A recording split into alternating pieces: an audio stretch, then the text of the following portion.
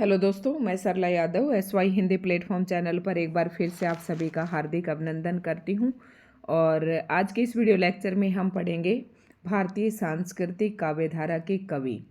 तो दोस्तों, आज हमारी क्लास नंबर रहने वाली है 44 यानी कि 44।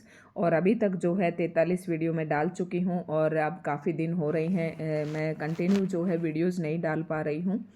तो थोड़ा सा बिजी शेड्यूल है, घर में शादी है, इस वजह से। तो दोस्तों, अभी 1 वीक या 2 वीक शायद और भी क्लासेज इसी तरीके से आपको मिलेंगी, उसके बाद फिर आपको कंटिन्यू क्लासेस मिलेंगी। तो हमने इससे पहले की जो वीडियो थी 43 नंबर में छायावाद मैंने बिल्कुल कंप्लीट करवा दिया था। तो जब छायावाद की समय सीमा जो है 1918 से लेकर 1936 है और प्रगतिवाद 36 से शुरू हो जाता है। इसके छायावाद के बाद प्रगतिवाद आएगा। लेकिन प्रगतिवाद और छायावाद के बीच में कुछ कवि ऐसे हैं जिन्हें विद्वानों ने राष्ट्रीय सांस्कृतिक धारा के कवियों का नाम दिया। तो इसमें आप अधिकांश किताबें देखेंगे तो उसमें ज़्यादा कवि नहीं है, 3 ही कवियों के नाम जो है ज़्यादातर देखने को मिलते हैं। और जो इम्पोर्टेंट है हम उन्हें पढ़ेंगे, जिन्हें राष्ट्रीय सांस्कृतिक काव्यधारा के कवि कहा जाता है।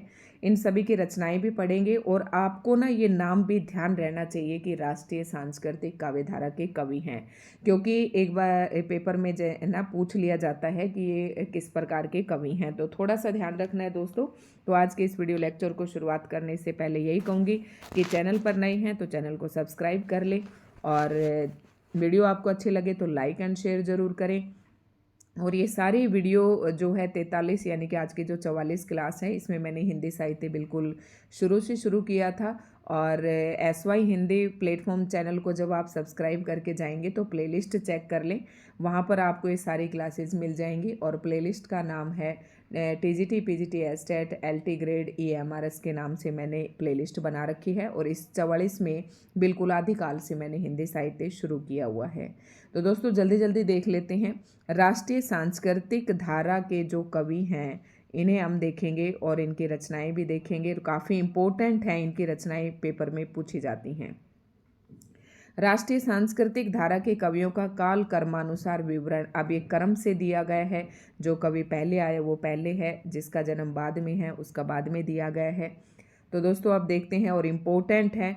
माखनलाल चतुर्वेदी जी की रचनाएं भी काफ़ी इम्पोर्टेंट है, सियाराम शरण गुप्त की भी काफ़ी इम्पोर्टेंट हैं। तो आपको इन सभी की रचनाएं याद करनी है। अब इन्हें राष्ट्रीय सांस्कृतिक काव्यधारा के कवि क्यों कहा? क्योंकि छायावाद में मैंने बताया रहस्यवाद था, प्रगतिवाद में शोषण और शोषक के जो था दोनों वर्ग के में सामंजस्य स्थापित करने की बात कही गई है। तो इसी के बीच में एक कुछ कवि आते हैं जो राष्ट्रीय संस्कृति से संबंधित और देश को आज़ाद कराने के लिए इस तरीके की जो कविताएं लिखी उनको इस काव्यधारा के अंदर डाला गया। तो इसमें क्या था कि अगर 1936 की बात करो तो 1947 में भारत आज़ाद होता है। तो ये जो टाइम पीरियड था उस समय देश के लोगों को जो है सभी के जहन में एक ही बात थी कि देश को आज़ाद करवाया जाए। हम देशभक्त थे, किसी ने बलिदान दिए, किसी ने कुछ किया, ठीक है, किसी को फांसी पर लटकाया गया।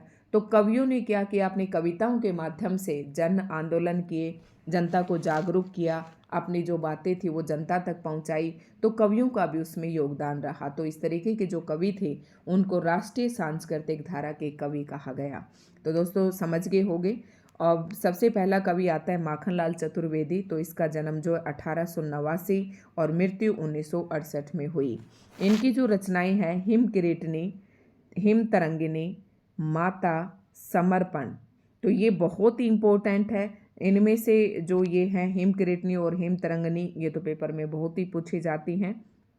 तो आपको याद रखना है हिम किरीटनी, हिम तरंगिनी, माता और समर्पण। माता का समर्पण, और माता ने अपना जो समर्पण किया वो हिम किरीटनी और हिम तरंगिनी पर जाकर किया। इस तरीके से, या फिर ऐसे करते कर लेना याद, ट्रिक बता देती हूँ। माखनलाल चतुर्वेदी यानी कि माखन खाया चतुर्वेदी ने अपनी माँ के डर से समर्पण कर दिया माखन का हिम किरीटनी पर जाकर। किरीटनी मतलब हिम मतलब चोटी होती है ना बर्फ़ की, उस तरीके से आप दिमाग में बैठा सकते हैं। उसके बाद अगला कवि आता है सियाराम शरण गुप्त, और बहुत इंपॉर्टेंट है। इनकी रचनाएं भी क्रम से लगाने के लिए भी पूछी जाती हैं और वैसे भी पूछी जाती हैं। तो दूसरा नाम आता है सियाराम शरण गुप्त का। इनका जन्म 1895 में, मृत्यु 1963 में हुई। इनकी रचनाएं देख लेते हैं। तो मौर्य विजय, अनाथ, दुर्वादल, विषाद, आद्रा, आत्मोत्सर्ग, पाथे, मृण्मयी, बापू, उन्मुक्त, दैनिकी, और उसके बाद है दैनिकी और नकुल। अब इसमें सारी इम्पोर्टेंट है। एक नकुल जो है ये तो मैंने याद नहीं की थी, बाकी सारी इम्पोर्टेंट हैं। तो यहाँ से आप कैसे याद करेंगे? मौर्य विजय, सिया राम, राम ने मौर्यों पर विजय पाई। अनाथ, दुर्वादल, विषाद, आद्रा, आत्मोत्सर्ग, पाथे, मृण्मयी, दैनिकी, उन्मुक्त। ये इम्पोर्टेंट है। उन्मुक्त भी कविता कई बार पूछ ली जाती है कि किसकी है। तो इसमें इम्पोर्टेंट है मौर्य विजय, आपको बिल्कुल याद रखनी है, ये भी पेपर में पूछी जाती है। पाथ्य और आत्मोत्सर्ग भी पूछी जाती हैं, इम्पोर्टेंट है, याद रखें। इसकी कोई ट्रिक नहीं बन पाएगी क्योंकि हर चीज़ की ट्रिक नहीं होती है।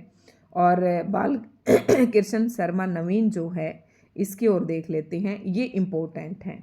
बाल कृष्ण शर्मा नवीन, सारी रचनाएं इनकी इम्पोर्टेंट हैं। इनका जन्म 1897 में हुआ, मृत्यु 1960 में हुई। और इनकी जो ये रचनाएं बहुत ही इम्पोर्टेंट हैं। बाल कृष्ण मतलब बच्चों ने कुमकुम लगाया, रश्मि रेखा, ए पलक। बच्चों ने, बाल कृष्ण मतलब बाल ने कुमकुम लगाया रश्मि रेखा को, ए पलक बिना पलक झपके, क्वासी हम विस्पाई जन्म के, विनोबा स्तवन और उर्मिला। बहुत ही इंपॉर्टेंट रचनाएं हैं। किस प्रकार से याद करना है? बाल कृष्ण शर्मा नवीन, कुमकुम, रश्मि रेखा, ए पलक, क्वासी और हम विस्पाई जन्म के, ये बहुत इंपॉर्टेंट रचनाएं हैं इनकी। तो इन्हें आप थोड़ा सा वैसे याद करने की कोशिश करें, ठीक है। उसके बाद आता है सुभद्रा कुमारी चौहान, और सुभद्रा कुमारी चौहान का जन्म 1905 में, मृत्यु 1948 में हुई। इनकी बहुत ज़्यादा रचनाएं नहीं हैं, लेकिन दोनों बहुत ही इम्पोर्टेंट हैं। त्रिधारा और मुकुल खूब पूछी जाती हैं पेपर में, ये किसकी रचनाएं हैं, त्रिधारा किसकी रचना है या मुकुल किसकी रचना है, आपको याद रखना है। दोनों ही रचनाएं सुभद्रा कुमारी चौहान की हैं। और सुभद्रा कुमारी चौहान की शायद झांसी की रानी भी है, खूब लड़ी मर्दानी, वो भी काफ़ी फेमस कविता है। 1931 जो है दोनों रचनाओं का प्रकाशन वर्ष है।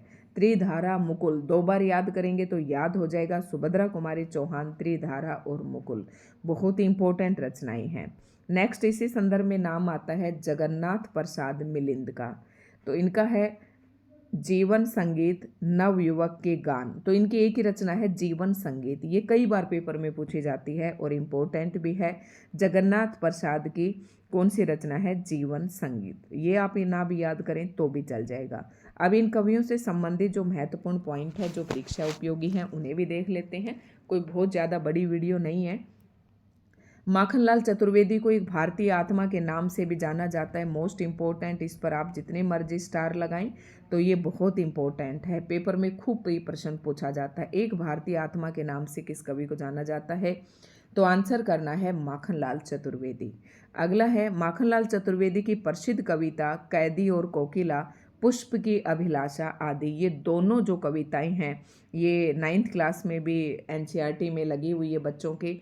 और पुष्प की अभिलाषा, ये भी दोनों बहुत ही इंपॉर्टेंट कविता हैं, इन्हें आपको याद रखना है।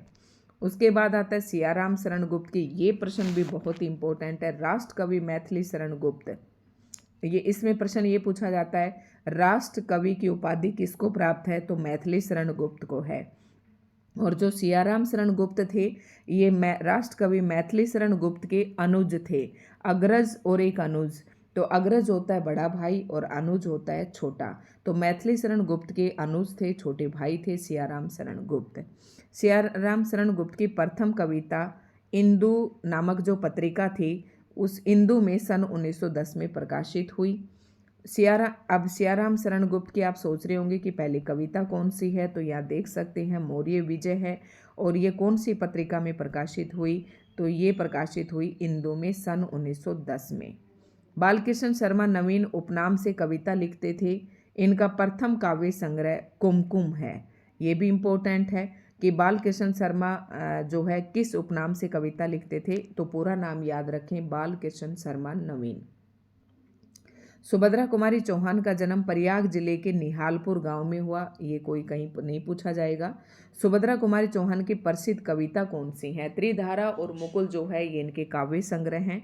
इसके अलावा इनकी कुछ और रचनाएं हैं, कविताएं हैं जो अक्सर परीक्षाओं में पूछी जाती हैं, तो वो है झांसी की रानी, जिसका मैंने अभी नाम लिया था, झंडे की इज्जत में, स्वदेश के प्रति और जलियांवाला बाग। ये बहुत ही इंपॉर्टेंट है चारों कविताएं, इनको आप याद कर लें। और उसके बाद आता है ये प्रेम और मस्ती का काव्य, इसके ऊपर मैं एक और दूसरी वीडियो बनाकर डाल दूंगी। तो छोटी छोटी वीडियो होंगी ताकि आपको याद करने में भी दिक्कत ना हो और नोट्स बनाने में भी कोई दिक्कत ना हो। तो दोस्तों आज की वीडियो आपको कैसी लगी कमेंट करके ज़रूर बताएं। धन्यवाद।